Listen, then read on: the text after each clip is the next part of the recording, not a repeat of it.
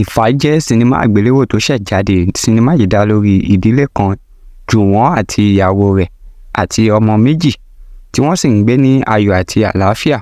Ṣùgbọ́n gbogbo nǹkan yí padà ní ọjọ́ kan nígbà tí wọ́n dá Juwon dúró ní ibi iṣẹ́.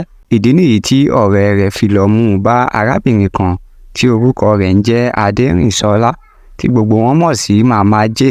Ní kété tí arábìnrin yìí pàdé Juwon ni ó rí wípé ológo ọmọ ni Juwon. Báyìí ni ó ṣe bẹ̀rẹ̀ sí ní gba àrísìkí Juwon. Báyìí ni ara àbígbẹ̀yìn àti ìyàwó Juwon kò yá tí wọ́n sì nílò owó mílíọ̀nù láti fi ṣe iṣẹ́ abẹ fún. Báyìí ni Juwon ṣe lọ bá arábìnrin Mide yìí wípé kí ó yá òun ní owó. Ṣùgbọ́n Mide sọ fún un wípé òun kò lè yá ní owó, òun yóò fún un ni. Ṣùgbọ́n pẹ̀lú àdéhùn wípé àwọn á jọ máa fẹ́ ara wọn. Ṣùgbọ́n kí ni nǹkan tó gbẹ̀yìn Mide àti arákùnrin Juwon yìí? Ẹ ní láti wo sinimá yìí kí apá kejì tó jáde. IFA làkọlé rẹ̀.